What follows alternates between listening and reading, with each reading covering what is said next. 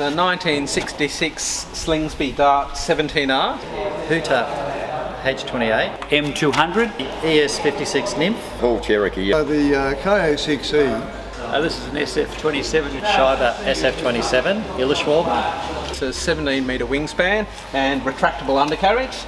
It was one of the last production timber gliders ever made. Quite good performance for its day, a glider ratio of 34:1, and something unique about it is it's got a reclined seating position.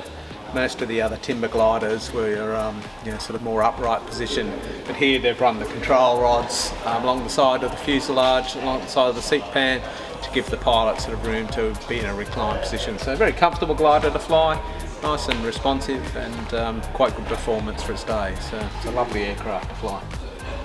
It was designed in 1935 for home building. It was one of the first gliders to have a blown perspex canopy, and this aircraft was built just recently in 2020, and it's the Mark II. The glider has a gull wing and it's particularly small. The H28 refers to the glide ratio, which is meant to be 28:1, and it's an all timber construction glider. It's very ahead of its time. In 1935, this glider's performance and handling was outstanding, and it's very similar to a glider today, but it's very pitch sensitive. The short tail and the small tail feathers make it quite likely to be upset in the pitch. But otherwise it's a delight to fly, and it thermals incredibly well. Designed in Italy and manufactured in France in 1967. It's a two-seat side-by-side seating, slightly staggered, so it's unusual. It has a glide ratio in the 30s, and it's very unique aircraft, only one flyable in Australia, and it's great fun to fly.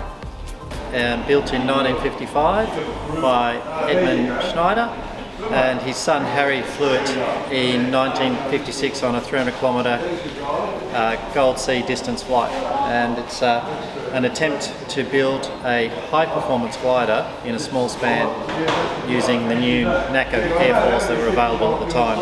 Yeah, it's a 1956 design by Stan Hall. They're a home-built design, all of wood and fabric construction. About LD of 24:1, hopefully, and very pleasant to fly. And I quite enjoy flying it, and I hope to keep it going for some years to come. It's very light on the controls, and it flies like it doesn't have a headwind that many vintage gliders seem to have built into them. It slips through the air nicely and covers the ground. It's a steel tube fused wooden wing construction designed or built in the 1970s, mostly in response to the Ka6E. However, this aircraft really lost out at the time because fiberglass became popular. This aircraft was then fitted with a motor and is in fact one of the first successful self-launching motor gliders. I brought this glider in from New Zealand and restored it, and I've owned it for 20 years. And the best feature about it, without a doubt, is its ability to self-launch, but it also has quite reasonable performance in the sky, and it's certainly capable of a 500-kilometre cross-country flight. So just been restored for the first flight this weekend for about 25 years since it last flew. So it's been, wings have been completely rebuilt, the internals have been rebuilt. My favourite thing? I think it's just its character, because it looks so different to every other glider you see out on the field. I mean, almost ugly. Sharing one aircraft between two people was a bit problematic sometimes, so we're on the search for another aircraft and thought it'd be good to get a vintage one. But we were particularly looking for something that we could do cross-country in. We've rescued this glider from certain destruction in a building that was going to be demolished, and spent about 12 to 18 months restoring it to the state that it's in now. It's a very nice glider to fly. Obviously it doesn't go very well under today's terms, but it can thermal very nicely. We were looking for a two-seat glider that was a social or interesting glider to fly, and we chose on this fellow.